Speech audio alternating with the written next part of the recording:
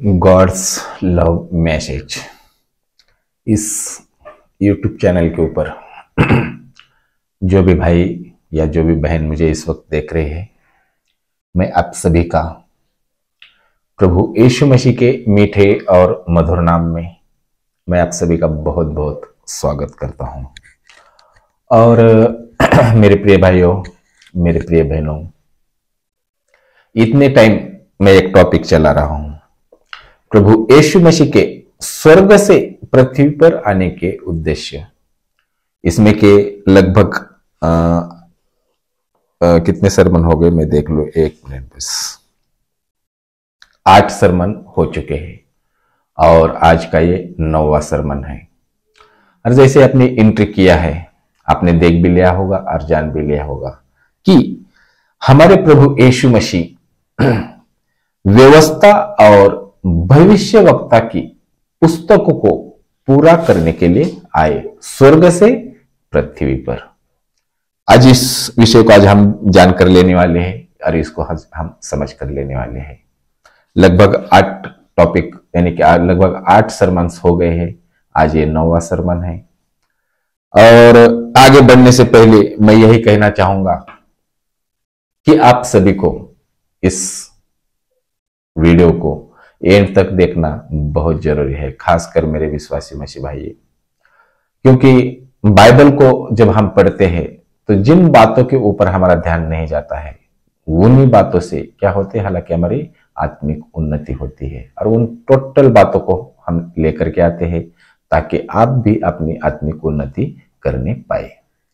तो चलिए फिर आगे हम चलते हैं आज के मेन टॉपिक की तरफ और आज की बात जान लेते हैं कि हमारे प्रभु यीशु मसीह व्यवस्था और भविष्यवक्ता की पुस्तकों को पूरा करने के लिए आए स्वर्ग से पृथ्वी पर। तो इसको अगर आपको पढ़ना है और बात जानकर लेनी है तो मत्ती की किताब अध्याय 5 और वचन 17 और 18 यहां पर हमें पढ़ने के लिए मिलता है। वचन 17 में देखिए, मैं आपके लिए पढ़ लेता हूं कि यह न समझो कि मैं व्यवस्था और भविष्यवक्ता की पुस्तकों को लोप करने आया हूं। प्रभु यीशु मसीह कह रहे हैं वचन 18 में, लोप करने नहीं परंतु पूरा करने आया हूं, क्योंकि मैं तुमसे सच कहता हूं कि जब तक आकाश और पृथ्वी टल न जाए तब तक व्यवस्था से एक मात्रा या बिंदु भी बिना पूरा हुए नहीं टलेगा। तो प्रभु यीशु मसीह हमें इस वचन के द्वारा बात कर रहे हैं और आगे हम जान लेते हैं। देखिए कि प्रभु यीशु ने यहां से अध्याय 7 तक व्यवस्था की एक लंबी चर्चा शुरू की। प्रभु यीशु के दिनों के यहूदी पवित्र शास्त्र व्यवस्था और भविष्यवक्ताओं के रूप में संदर्भित करते थे। और इसको अगर आपको जानना है तो मत्ती की किताब अध्याय 7 और वचन 12 मैं आपके लिए पढ़ लेता हूं। देखिए मत्ती की किताब अध्याय 7 और वचन 12 मैं आपके लिए पढ़ लेता हूं। मैं बाइबल ओपन कर लूं। मत्ती की किताब अध्याय 7 और वचन 12 मैं आपके लिए पढ़ लेता हूं। देखिए यहां पर लिखा है, एक मिनट देख लीजिए कि इस कारण जो कुछ तुम चाहते हो कि मनुष्य तुम्हारे साथ करे, तुम भी उनके साथ वैसा ही करो, क्योंकि व्यवस्था और भविष्यवक्ताओं की शिक्षा यही है। तो हम यही बात जान रहे हैं और आगे बात और आपको जाननी है तो मत्ती की किताब अध्याय 11 और वचन 13 पढ़िए, अध्याय 22 और वचन 40 भी पढ़िए, लूका की किताब अध्याय 16 और वचन 16 पढ़िए, यूहन्ना की किताब अध्याय 1 और वचन 45 पढ़िए, प्रेरितों के कार्य अध्याय 13 और वचन 15 और वचन 28 भी पढ़िए और वचन 23 भी पढ़िए, रोमियो की किताब अध्याय 3 और वचन 21, लूका की किताब अध्याय 24 वचन 44, या सिर्फ मत्ती की किताब अध्याय 5 और वचन 18 और यूहन्ना की किताब अध्याय 10 और वचन 34, या यूहन्ना की किताब अध्याय 12 वचन 34 और यूहन्ना की किताब अध्याय 15 वचन 25 और फर्स्ट कोरिन्थी अध्याय 14 और वचन 21। आप पढ़ लीजिए, आपको यहां पर यही बातें पढ़ने के लिए मिल जाएगी।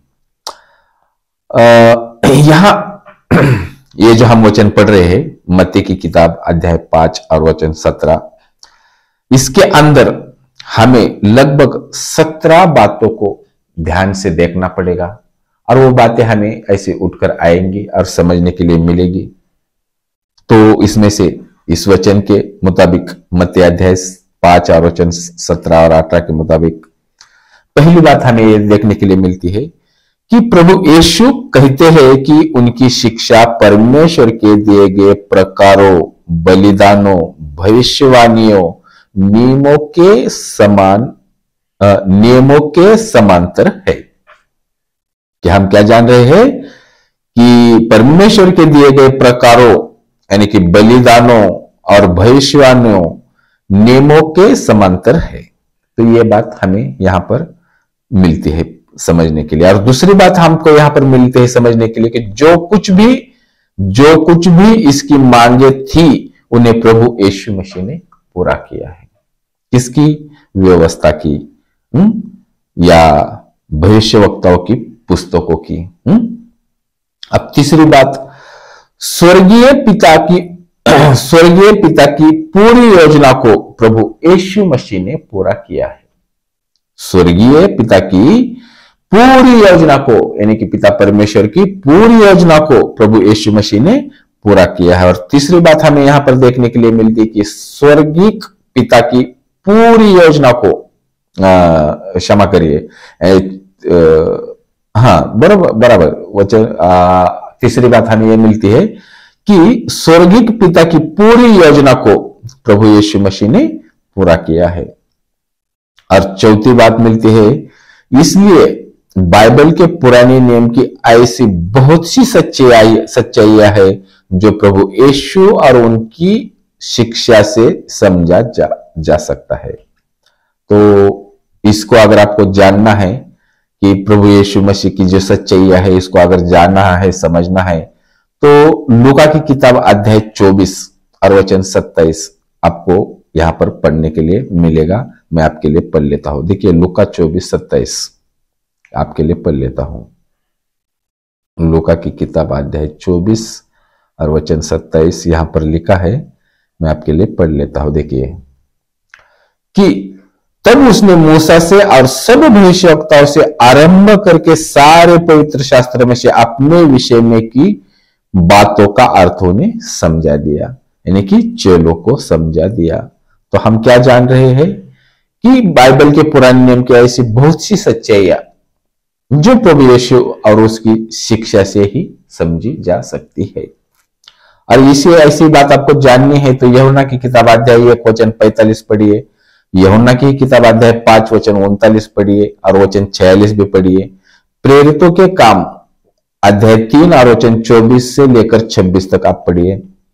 और प्रेरितों के काम अध्याय 13 और वचन 27 आप पढ़िए। और पहला पत्रस अध्याय 1 और वचन 10 और 11 हम इसको पढ़ लेंगे। पहला पत्रस अध्याय 1 वचन 10 और 11।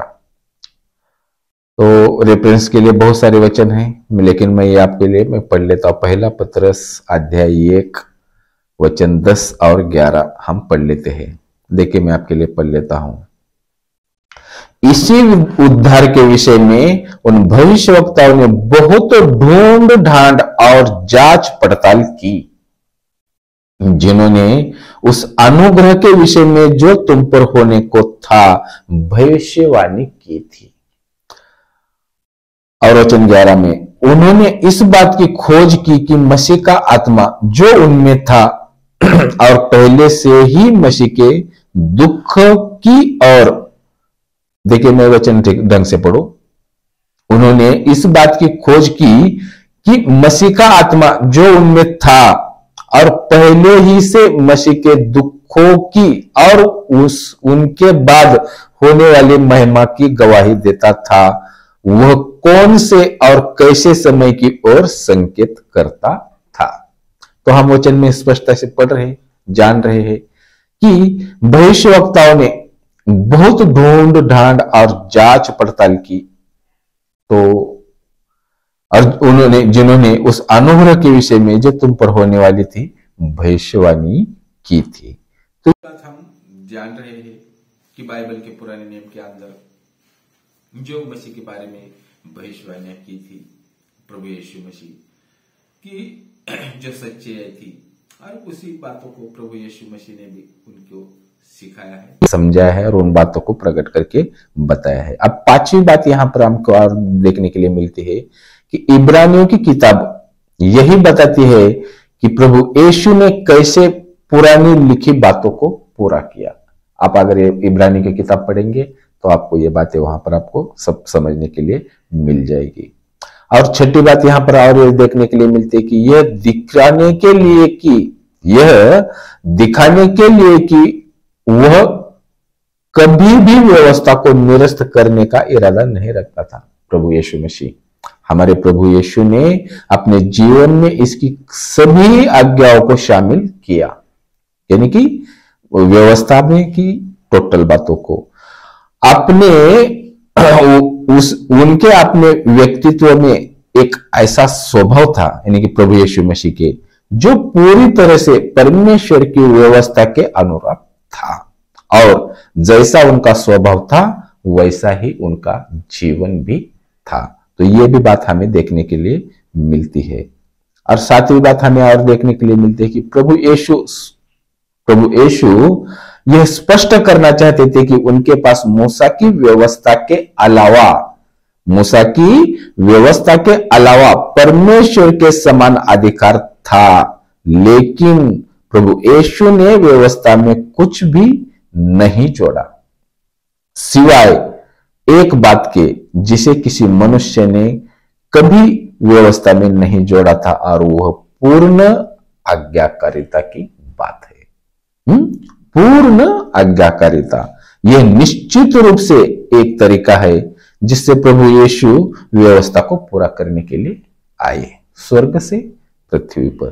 और आठवीं बात हमें यहां पर और देखने के लिए मिलती है कि यद्यपि उन्होंने अक्सर व्यवस्था की मनुष्यों की व्याख्याओं, विशेषकर शब्द के नियम को चुनौती दी थी, लेकिन प्रभु यीशु ने कभी भी परमेश्वर की व्यवस्था को नहीं तोड़ा।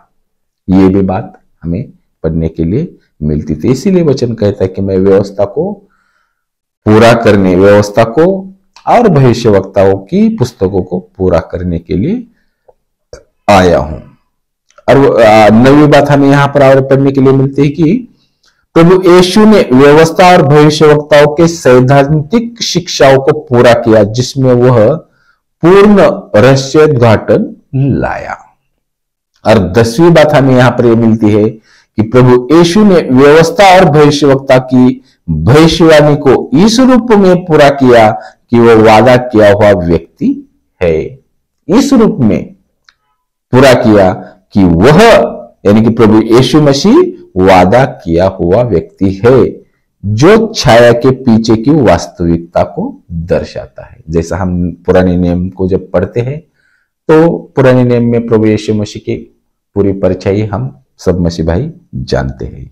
11वीं बात और यहां पर पढ़ने के लिए मिलती है कि प्रभु यीशु ने व्यवस्था और भविष्यवक्ताओं की नैतिक और कानूनी मांगों को पूरा किया, और जिसमें उन्होंने पूरी तरह से उनका पालन किया और उनकी सच्चाई में उनकी पुनर्व्याख्या की। तो यह भी बात हमें यहां पर जानने के लिए और समझने के लिए मिलती है। अब 12वीं बात हम देखेंगे कि प्रभु यीशु ने क्रूस पर अपनी मृत्यु के द्वारा हमारे लिए व्यवस्था और भविष्यवक्ताओं के दंडों को पूरा किया।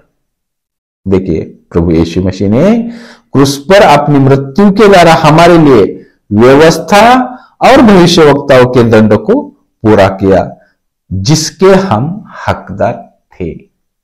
उस दंड के कौन हकदार थे? आप और मैं। लेकिन उस बातों को पूरा किया हमारे प्रभु यीशु मसीह ने। और 13वीं बात और हम गौर करके इसको देखेंगे कि प्रेरित पौलुस ने इस विषय पर लिखा है, प्रेरित पौलुस ने इस विषय पर लिखा है कि जो कोई विश्वास करता है उसके लिए धार्मिकता के लिए व्यवस्था का अंत खुद प्रभु यीशु मसीह ही है। और ये बात अगर आपको पढ़नी है तो रोमियो की किताब अध्याय 10 और वचन 4 पढ़िए आपको यही बात वहां पर पढ़ने के लिए मिल जाएगी। उसके लिए, धार्मिकता के लिए व्यवस्था का अंत खुद प्रभु यीशु मसीह है। यह बात आपको रोमी अध्याय 10 और वचन 4 में मिलेगी। और 14वीं बात यहां पर और मिलती है कि हमारे प्रभु यीशु मसीह ने हमें सिखाया है कि इन 2 आज्ञाओं में सभी व्यवस्था और भविष्यवक्ताओं को पूरा समझा जा सकता है कि तू अपने परमेश्वर से अपने पूरे दिल से प्यार करना, तू अपने परमेश्वर से अपने पूरे दिल से प्यार करना और अपने पड़ोसी से अपने जैसा प्यार करना। यह बात आपको पढ़ने के लिए मिलेगी मत्ती की किताब अध्याय 22 और वचन 40 में भी मिलेगी। तो देखिए 15वीं बात अभी हम जान लेते हैं और इसको भी हम गौर करके सुन लेते हैं और समझ लेते हैं। पौलुस हमें यह भी सूचित करता है कि जो अपने पड़ोसी से अपने समान प्रेम रखता है, जो अपने पड़ोसी से अपने समान प्रेम रखता है,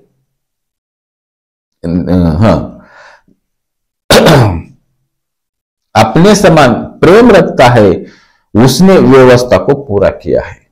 और ये बात आपको अगर जाननी है तो रोमियो की किताब अध्याय 13 और वचन 18 आप पढ़िए, आपको यही बात पढ़ने के लिए मिलेगी कि जो अपने पड़ोसी से अपने समान प्रेम रखता है उसने व्यवस्था को पूरा किया है। और 16वीं बात हम और देखेंगे कि गलातियों की किताब अध्याय 5 और वचन 14 में की गई इन सारी व्यवस्था की पूर्ति होती है। गलातियों की किताब अध्याय 5 और वचन 14 में कि इन सारी, यानी कि अगर आप वचन ये पढ़ेंगे गलातियों की किताब अध्याय 5 और वचन 14 तो आप समझ जाएंगे सारी व्यवस्था को।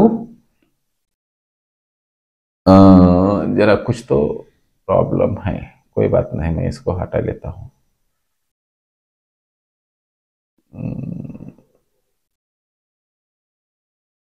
ओके, चलिए ठीक है, कोई बात नहीं।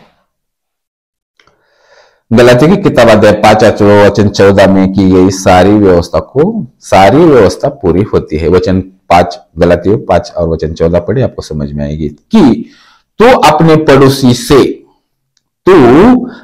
पड़ोसी से अपने समान प्रेम रखना। क्या आप पढ़ेंगे वो गलातियों 5:14 तो आपको यही पढ़ने के लिए मिलेगा। हमारे पड़ोसी का यह प्रेम उन लोगों में पाया जाता है जो पहले परमेश्वर से प्रेम करते हैं और निकटता से उससे जुड़े हुए होते हैं। किससे? परमेश्वर से।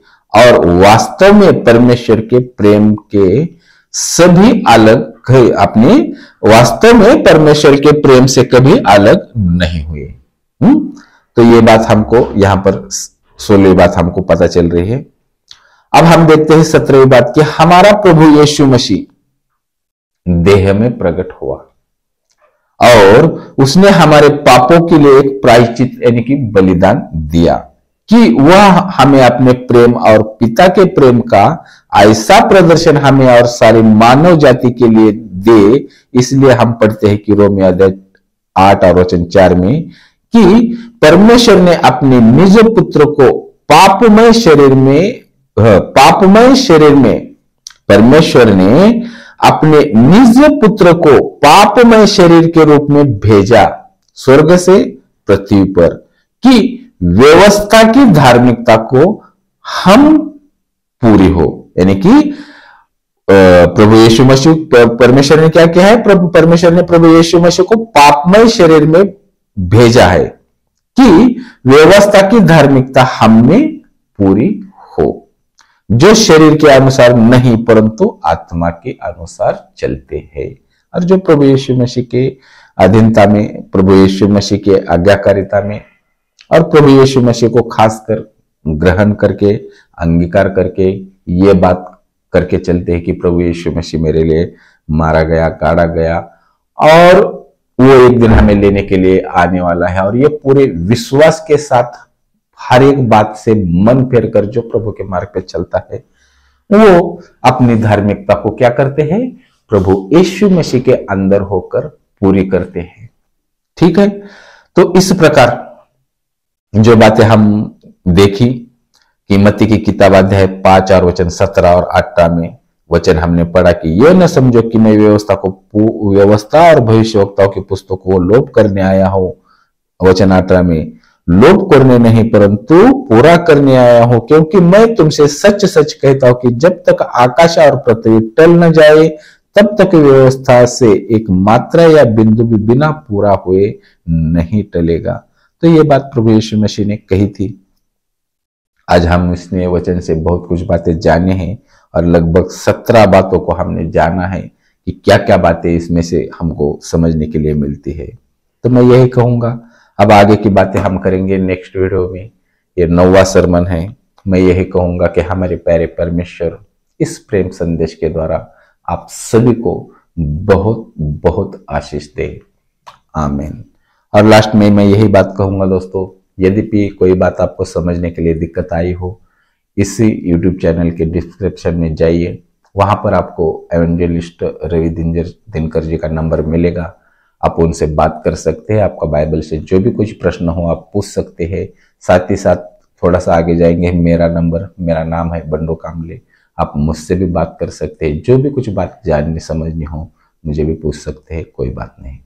और अपना जो भी प्रश्न हो आप हमसे पूछ सकते हैं या रवि दिनकर जी से आप पूछ सकते हैं। और अपनी समस्या बाइबल से जो भी प्रश्न है आपको संतुष्टि भरा जवाब आपको 100% मिल ही जाएगा। तो दोस्तों अब मिलते हैं नेक्स्ट वीडियो में। अपना ख्याल रखिए, सुरक्षित रहिए। जय मसीह की।